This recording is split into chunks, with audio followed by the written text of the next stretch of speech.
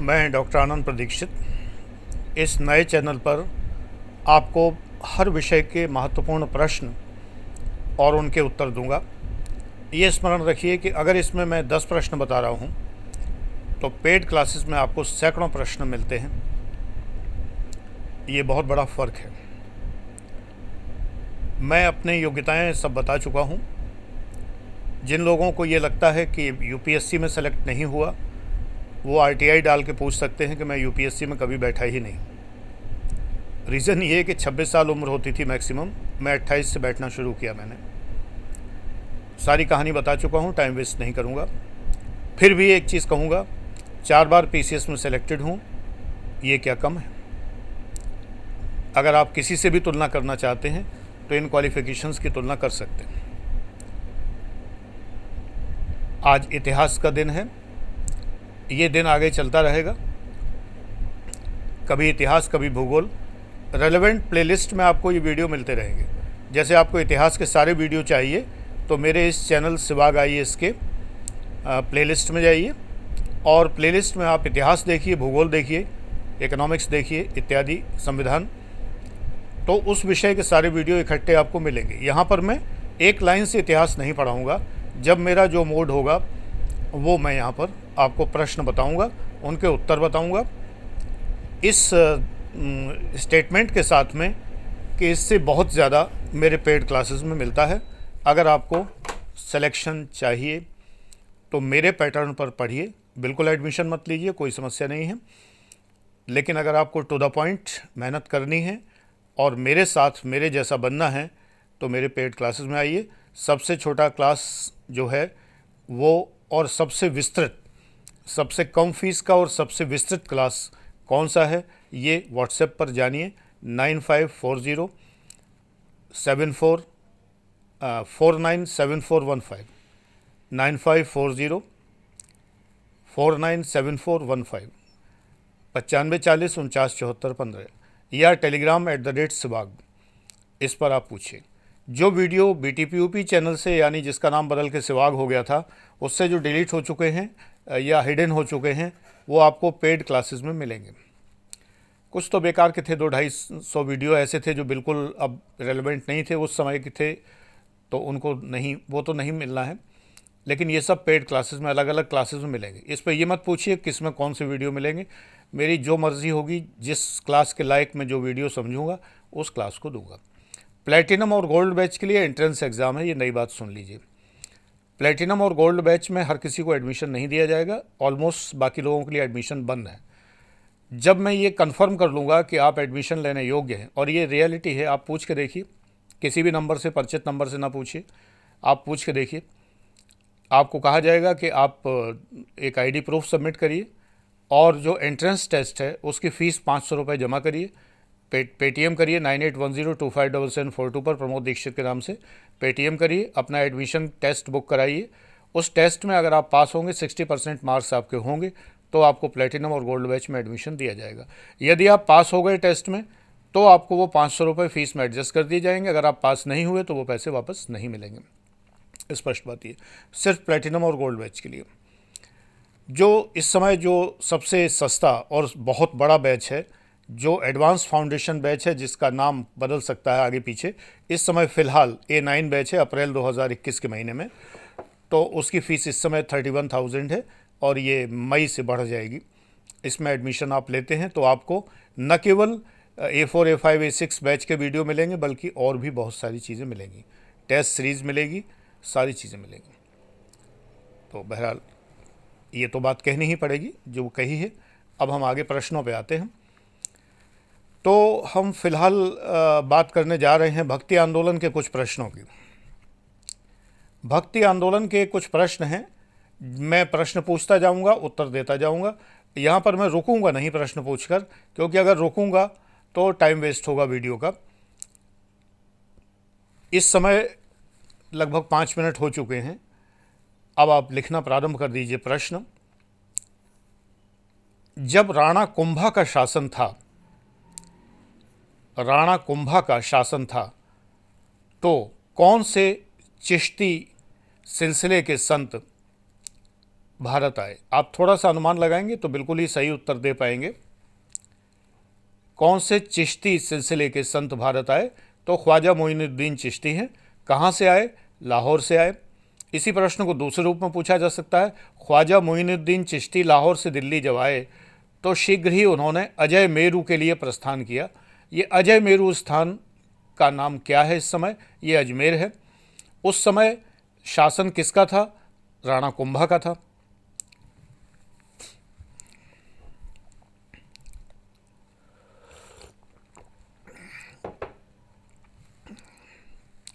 तनाव बहुत बढ़ गए थे उस समय। जो सम्राट से राणा कुंभा से लोगों ने निवेदन किया कि ख्वाजा को निकाला जाए, ये धर्म परिवर्तन करा रहे हैं इत्यादि।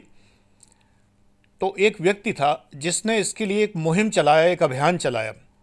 अभी ज़रा कठिन क्वेश्चन है, आसानी से आपको मिलेगा नहीं। अभियान चलाया कि इनको हटाया जाए, झंडा बुलंद किया कि इनको हटाया जाए। लेकिन वो जब इनके पास आया तो इनसे इतना प्रभावित हुआ कि तुरंत इनकी शिष्यता ग्रहण कर ली।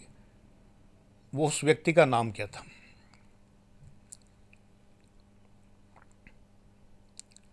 उस व्यक्ति का नाम था रामदेव। रामदेव। दूसरे एक और व्यक्ति को इस कार्य के लिए नियुक्त किया गया कि इनको वहाँ से निकालें और इनके खिलाफ सबूत इकट्ठे करें, लेकिन वो नहीं कर पाए और उसने अपना नाम परिवर्तित करके इनका शिष्य ही नहीं बना, धर्म परिवर्तन भी कर लिया, इस्लाम ग्रहण कर लिया। उस व्यक्ति का नाम क्या था? बहुत इंपॉर्टेंट क्वेश्चंस हैं और आते हैं ऐसे क्वेश्चंस, यूपीपीसीएस में तो विशेष करके आते हैं। उस व्यक्ति का नाम था जयपाल जोगी, परिवर्तित नाम था अब्दुल्ला। अब्दुल्ला, जो परिवर्तित नाम था वो अब्दुल्ला था। अब एक प्रश्न है जिसका उत्तर आप अगर इतिहास पढ़ते हैं तो दे सकते हैं। भक्ति आंदोलन आपने पहले से पढ़ा है तो आप उत्तर दे सकते हैं। टीचिंग दो तरह की होती है, एक बटर टीचिंग होती है, एक हार्ड नट टीचिंग होती है, और एक डायमंड टीचिंग होती है। मैं तीनों बताता हूँ, यहाँ पर मैं तीनों का अंतर बताता रहूँगा। ये बटर टीचिंग का एग्जाम्पल है जो ये मैं प्रश्न पूछने जा रहा हूँ। बटर टीचिंग का मतलब एकदम से आसान सा क्वेश्चन जो आपके एकदम समझ में आ जाए। ये तो मैं प्रश्न उत्तर सेशन कर रहा हूँ। पढ़ाने में ऐसा पढ़ाना जो आपने पहले से भी पढ़ा और जो आपको बड़ा ही अच्छा लगता है और आप उसको बड़ी रवानगी से पढ़ते रहते हैं। जैसे रामचरितमानस बहुत बार पढ़ा हो और आपको कोई और पढ़ा दे तो आपको एकदम अच्छा लगता है, तो ये बटर टीचिंग होती है, मक्खन में जैसे होता है। हार्ड नट टीचिंग ये होती है जैसे हम अखरोट तोड़ते हैं, थोड़ा कठिन लगता है लेकिन जब टूटता है और निकलता है तो स्वादिष्ट लगता है। ये अखरोट तोड़ना है। तो यानी कठिन सब्जेक्ट्स को आसान बना देना और फिर वो मीठे लगने लगे। मैं नॉर्मली यही टीचिंग करता हूँ और उन छात्रों के साथ मैं डायमंड टीचिंग करता हूँ जो छात्र पेड बैचेस में हैं। दोनों ही, ये हार्ड नट टीचिंग भी, यहाँ भी हार्ड नट के एग्जाम्पल आपको दूंगा। बटर टीचिंग से कोई फ़ायदा नहीं है, लेकिन एक दो एग्जाम्पल दे के आपको बताता जरूर रहूँगा कि ये बटर टीचिंग है।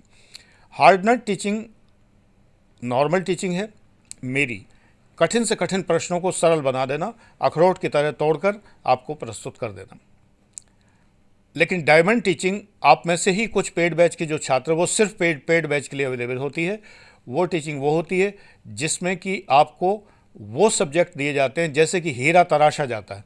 पहले आप अपने को हीरा सिद्ध करिए, मैं आपको तराश दूंगा, मैं आपको उच्च स्तर स्थान पर ले जाऊंगा, डेफिनेट है।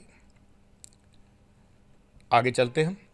तो ये प्रश्न जो मैं पूछने जा रहा हूं कि शिहाबुद्दीन मोहम्मद गोरी ने ख्वाजा मोइनुद्दीन चिश्ती को कौन सी उपाधि से विभूषित किया था? हर कोई इसे पढ़ाता है, हर किसी किताब में ये मिलता है। सुल्तान हिंद की उपाधि से विभूषित किया था। अब ये क्वेश्चन तो पूछने लायक भी नहीं है कि ख्वाजा मोइनुद्दीन चिश्ती की एक उपाधि और थी, उन्हें क्या कहा जाता है? गरीब नवाज कहे जाते हैं, ये सभी लोग जानते हैं।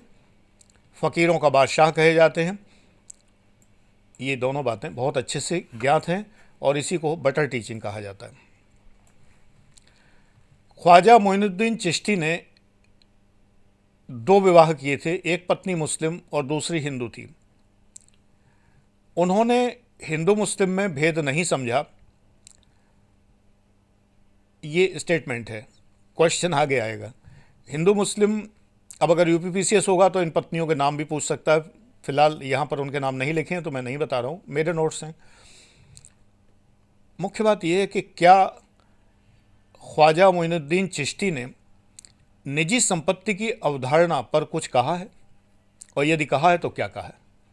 प्राइवेट प्रॉपर्टी पर क्या कहा है। उन्होंने उस पर विश्वास नहीं किया है और कहा है कि संपत्ति निजी नहीं होनी चाहिए और ट्रस्टीशिप की फीलिंग में विश्वास करना चाहिए, जैसे कि महात्मा गांधी कहा करते थे। अब इसके बाद एक और बात है, वे अपना जीवन यापन किस प्रकार के धन से करते थे, उस धन का नाम क्या है। ये ज़रा हार्ड नट टाइप की चीज़ है, ढूंढ लीजिए किताबों में। उत्तर तो मैं बता ही दे रहा हूँ, लेकिन एक बार को तलाश लीजिए जितनी पुस्तकें आप पढ़ते हैं। जो संपत्ति यानी जो धन जिससे वो अपना रोज़ की दाल रोटी चलाते थे यानी कि गुजारा करते थे, उस धन का नाम इस्लाम में क्या है। ये फुतूह नुजूर है, फुतूह नुजूर ये है। ये वो धन है, भिक्षा है, जो बिना मांगे प्राप्त होती है। एक फ़कीर रास्ते के किनारे बैठा हुआ है, लोग अपनी इच्छा से उसे जो देते चले जाते हैं, वो फुतूह नुजूर है। ये चीज़ यूसुफ हुसैन की पुस्तक glimpses of modern Indian culture में है। रेफरेंस ही बता दे रहा हूँ। ये होती है हार्ड नट टीचिंग। एग्ज़ाम में ऐसे ही प्रश्न आते हैं और मेंस में डायमंड टीचिंग की आवश्यकता पड़ती है, आपको तराशने की ज़रूरत पड़ती है। Mains answer writing is very easy if a person teaches you who knows how to write, and it is very difficult. बाकी आप समझदार हैं। अब अजमेर के ख्वाजा के बाद हम आगे चलते हैं। एक और संत हैं, हमीदुद्दीन नागौरी। ये प्रश्न दो तरह से पूछा जा सकता है।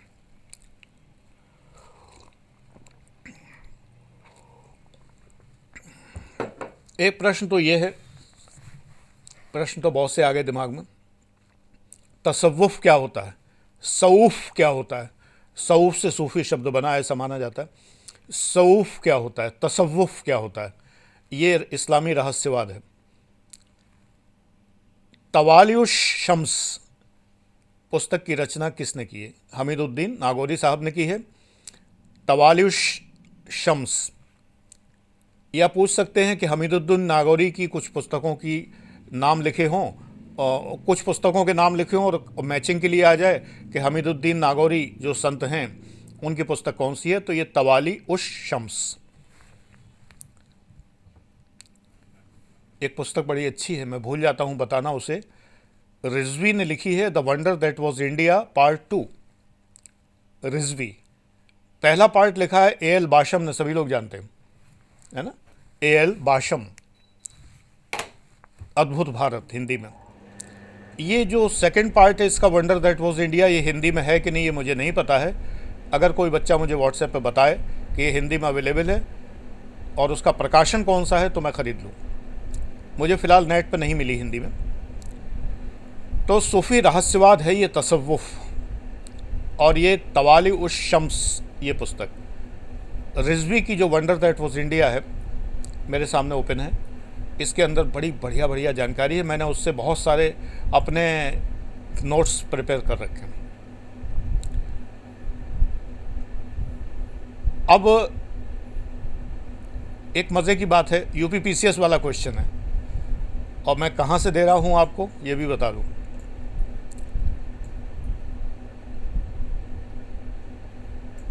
बड़े बढ़िया बढ़िया क्वेश्चन है भाई, कहाँ तक पूछूं। फ्री बैच में तो जो सीमा है इसकी, इतने अच्छे प्रश्न हैं वाकई। कुतुबुद्दीन ऐबक ने दिल्ली विजय की। दिल्ली विजय करते ही पहला जो मुस्लिम नवजात शिशु था वो कौन था। अब चूंकि हम हमीदुद्दीन नागौरी जी की बात कर रहे हैं तो वही आंसर है इसका।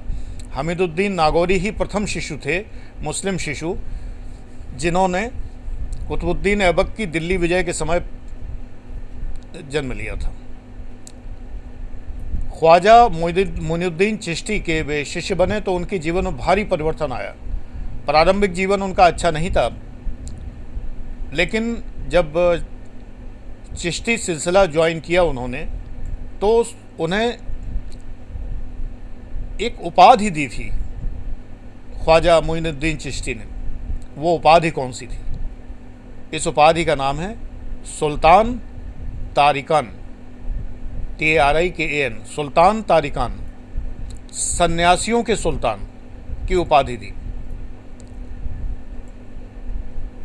एक प्रश्न इनके ऊपर और बनता है कि कृषि का सहारा लेने वाले पहले सूफी संत कौन थे? तो हमीदुद्दीन नागौरी ही थे।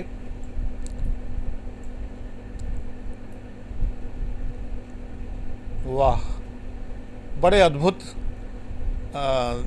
बातें हैं जो एकदम से प्रश्न बनती हैं सीधी सीधी। ख्वाजा के एक प्रिय शिष्य थे और जन्म से ही बहुत ही सीधे और संत स्वभाव के थे। उनके बारे में कहा जाता है कि जन्म से ही उन्हें कुरान शरीफ के बहुत सारे अंश उन्हें याद थे, यानी जब वो बोलने लायक हुए तो वो कुरान शरीफ ही बोले। इनका नाम क्या था? फरगना में इनका जन्म हुआ था, फरगना में। इनका नाम है कुतुबुद्दीन बख्तियार काकी। अगर सभी सूफी संतों के नाम सुनने हैं तो आज रंग है, एक सॉन्ग है, नात कहते हैं, नात। ये एक बार सुनिए, आज रंग है। इसके अंदर लाइन से सूफी संतों के नाम लिए हैं गुरुजनों के रूप में। इसको सुनिए तो आपको पता चलेगा कि कौन कौन से संत हैं। और नुसरत फ़तेह अली खां की आवाज़ में सुनेंगे तो ज़्यादा आनंद आएगा। आज रंग है मेरे ख्वाजा के यहाँ रंग है। बख्तियार काकी इनका नाम था, कुतुबुद्दीन बख्तियार काकी। अब कुतुबुद्दीन से याद आया, कुतुबुद्दीन ऐबक जो मोहम्मद गौरी का महत्वपूर्ण सिपह सालार था, उसके बारे में एक पुस्तक है फतहुस सलातीन। फतूह मन विजय, फतेह मन विजय, फतूह मन विजय, फतहुस सलातीन।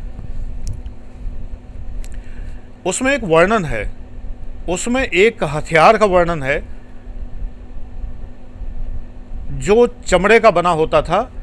उसे किसी भी तीर तलवार से काटा नहीं जा सकता था।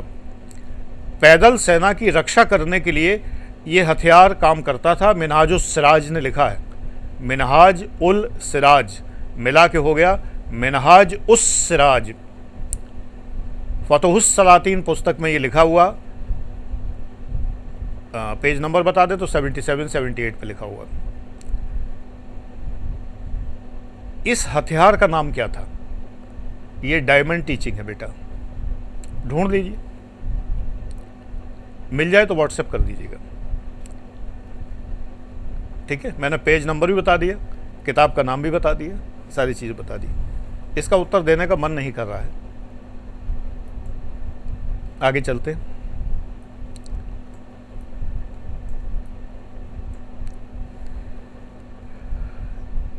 इल्तुतमिश ने कुतुबुद्दीन बख्तियार काकी से प्रार्थना की कि वो उनके समीप आकर रहें। वो नहीं माने। फिर सुल्तान ने उन्हें दिल्ली का एक सर्वोच्च पद प्रदान किया। वो तब भी नहीं माने। वो पद कौन सा था और फिर उस पद पर किसको बिठाया गया? डायमंड टीचिंग का एग्जाम्पल है। डायमंड टीचिंग के जो एग्जाम्पल हैं वो आपको मिलेंगे नहीं, मैं ही बताऊंगा तो मिलेंगे। चलो ये बता देते हैं। वो सर्वोच्च पद का नाम है शेख उल इस्लाम। शेख उल इस्लाम अर्थात सर्वोच्च धर्माधिकारी। इस तरह का पद सल्तनत काल में कौन सा हुआ करता था? सल्तनत काल की बात कर रहे हैं। इस काल में एक पद और होता था, छोटा पद होता था। उसका नाम क्या है? ये आप ही ढूंढेंगे। ढूंढिए, एग्जाम में आया हुआ क्वेश्चन है, प्री में। सीधी सीधी बात बता रहा हूं।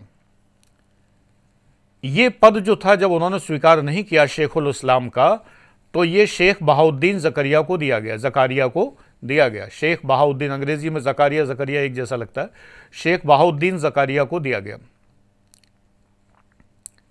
और वो सोहरावर्दी शाखा से संबंधित थे, जिसकी एक विशेषता है कि धन संचय में कोई दोष नहीं है। अन्यथा सभी सूफी संत ये मानते रहे, लगभग सभी, कि धन संचय नहीं करना चाहिए, लेकिन उन्होंने ये कहा था कि धन संचय करने में कोई बुराई नहीं है। अब शेख बहाउद्दीन जकारिया की थोड़ी सी बात करते हैं। सोहरावर्दी सिलसिला, उनसे बख्तियार काकी का मतभेद हो गया, तो बख्तियार काकी संत जो थे वो दिल्ली छोड़ के चल दिए। दिल्ली की जनता सुल्तान के नेतृत्व में मीलों तक उनके पीछे चली गई, लेकिन वो लौटे नहीं। ख्वाजा मोइनुद्दीन चिश्ती ने भी बख्तियार काकी से कहा कि सुल्तान और जनता का निवेदन मान लें, दिल्ली में ही रहें, लेकिन उन्होंने स्वीकार नहीं किया था, किंतु अपने गुरु का आदेश स्वीकार किया और दिल्ली में रहने का निर्देश दिया। दिल्ली की जनता उन्हें अपना फेट स्टार मानती थी, भाग्य का सितारा मानती थी, और दिल्ली की जनता उन्हें छोड़ने को तैयार नहीं थी, बहुत प्यार करती थी।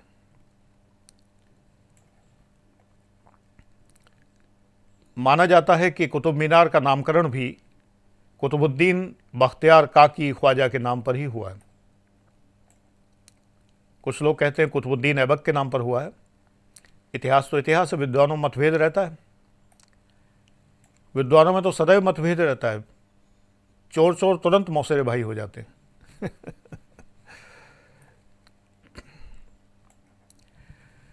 कुतुब मीनार कितनी लंबी कितनी ऊंची, एसएससी के क्वेश्चन है। ना आईएएस के हैं, ना पीसीएस के हैं, ना ये बटर टीचिंग है, ना डायमंड टीचिंग है, ना हार्ड नट टीचिंग है। लेकिन एक प्रश्न महत्वपूर्ण है, इस पर जो अभिलेख लिखे हैं, स्क्रिप्ट लिखी है, वो किस भाषा में लिखी है? बहुत ही बटर टीचिंग की चीज़ है। कोई भी बता सकता है कि अरबी और फारसी में लिखा जाएगा। जब सल्तनत कालीन सुल्तान लिखवाएंगे तो अरबी और फारसी में ही तो लिखवाएंगे, अंग्रेज़ी में थोड़े लिखवाएंगे। तो सीधी सीधी बात है। तो कुछ क्वेश्चन तो इतने हलवा होते हैं।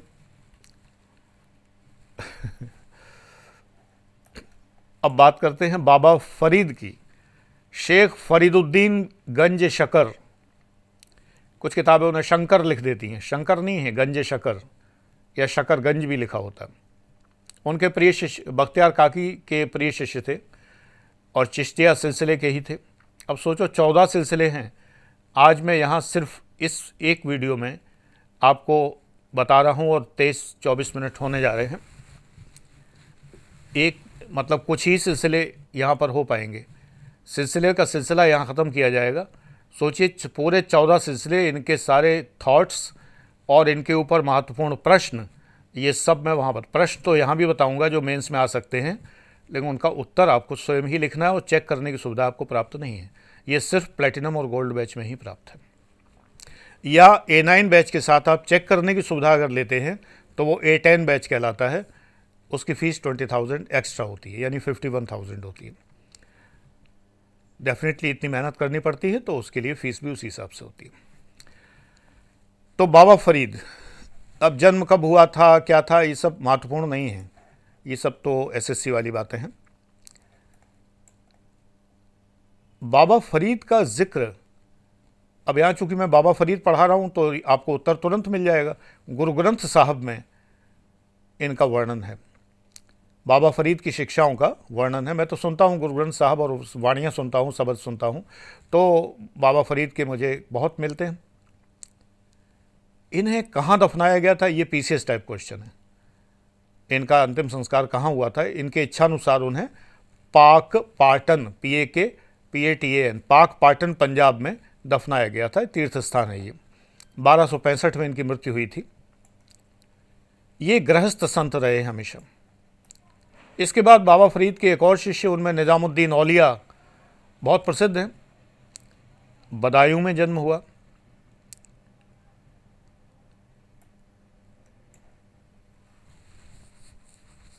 इन्होंने कुछ महत्वपूर्ण काम जो किए बहुत सारे। औलिया का जो नैतिक और आध्यात्मिक विकास हुआ वो किन महिला के सानिध्य में हुआ, जिनसे इन्होंने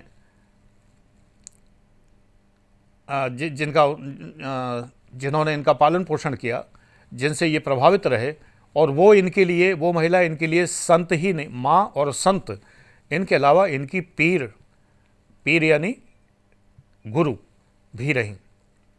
उन पवित्र महिला का नाम क्या है? क्वेश्चन सीधे पूछा जा सकता है, इनकी माँ का नाम क्या था?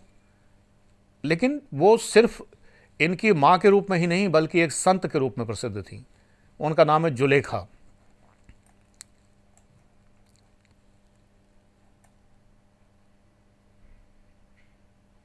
इसके बाद बड़े प्रश्न हैं भाई।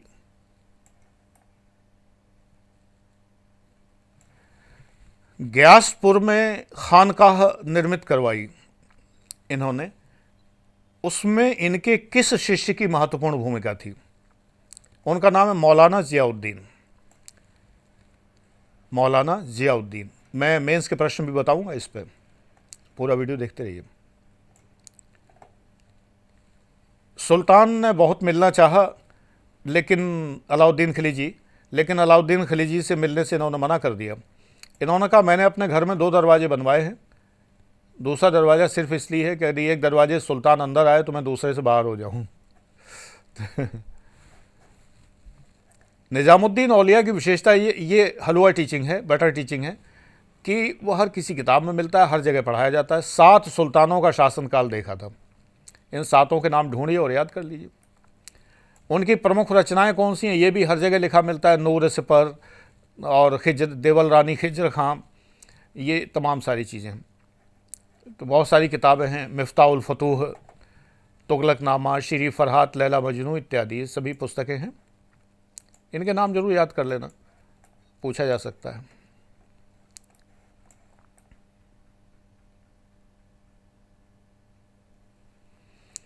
बाबा फरीद का बलबन पे बहुत प्रभाव था और बलबन की पुत्री की शादी बाबा फरीद के साथ हुई। उनका नाम क्या था? उनका नाम हुजैरा बीबी था।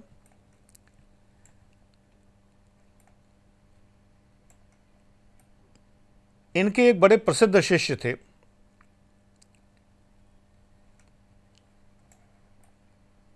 जो दिल्ली के सुल्तान के सानिध्य में आए, वहाँ शामिल हो गए, जबकि बाबा फरीद ने इनको मना किया था कि सुल्तानों के पास मत जाना, सुल्तान बड़ी ख़तरनाक चीज़ होती है, राज्य सत्ता बहुत ख़राब होती है। लेकिन वो नहीं माने, वो दिल्ली के सुल्तान के पास पहुंच गए और वहाँ पर उनको पद भी मिला, सब कुछ मिला। लेकिन वो भूल गए कि उनके गुरु ने क्या आदेश दिया था। जलालुद्दीन खिलजी उस समय सुल्तान था, लेकिन जलालुद्दीन खिलजी ने उनको हाथी के पैरों तले कुचलवा दिया। ये कौन थे जिनको कुचलवाया गया? इनका नाम है सीदी मौला। सीदी मौला। बलबन के दामाद होने के बावजूद भी बाबा फरीद ने कभी राज्य सत्ता से कोई मतलब नहीं रखा। तो यहीं तक अब मेंस के 1-2 प्रश्न लिख सकते हैं आप। सूफी तसव्वुफ, हिंदी इंग्लिश दोनों में बोलूँगा। सूफी तसव्वुफ और भारतीय रहस्यवाद में संबंध स्थापित कीजिए और उन तत्वों का परीक्षण कीजिए जिनके कारण इन दोनों में इतना सामंजस्य देखा गया कि भारत की जनता सूफी संतों को अपना संत मानने लगी। भारत की जनता सूफी संतों को अपना संत मानने लगी। Establish the relation between the Islamic तसव्वुफ mysticism and the Indian mysticism and explore the reasons due to which Indian public started believing that the Sufi saints were like their own Hindu saints? पहला प्रश्न। अचानक बनते हैं यूं ही मस्तिष्क में, कहीं लिखे नहीं। यही क्षमता आपकी डेवलप करनी है, ये डायमंड टीचिंग कहलाती है। अगला प्रश्न मेंस के लिए, यूपीएससी के लिए, यूपीपीसीएस के लिए, बाकी का मुझे पता नहीं। सूफी सिलसिले भारत में लगातार आते चले गए। The Sufi orders were continuously visiting India, और भारत में बसते चले गए। And they continuously establish themselves in India. What were the factors? वे कौन से तत्व थे जिनके कारण ये सदैव सुल्तानों की निगाह में रहे हैं? What were the factors due to which these were always in the eyes of sultans of India? Explore. Explore ही हो सकता है यहाँ, और कुछ नहीं हो सकता। ये कीवर्ड जैसी चीज़ कुछ नहीं होती। ये टेल पीस कहलाता है जो लास्ट में लिखा होता है। जैसा प्रश्न वैसा टेल पीस। ऐसा नहीं है टेल पीस के लिए कुछ ऐसा होता है, अगर ये लिखा है तो ऐसे आंसर लिखेंगे, वो लिखा है तो वैसे आंसर लिखेंगे। नो, एक ताले की एक ही चाबी होती है। ताले में जो चाबी लटकती है जब दुकान से खरीदने जाते हैं तो उसी की चाबी लटकेगी। तो ये लटकते हुए टेल पीस हैं, ये चाबियां हैं। जैसा प्रश्न होगा वैसा ही टेल पीस होगा। एक्सप्लोर हो, एक्सप्लेन हो, क्रिटिकली एनालाइज हो, अप्राइज, जो भी होगा। तो जो मेरे मुंह से निकल रहा है वो अक्षरशः सत्य है, अखंड सत्य है। विश्वास करके चलिए। Thank you.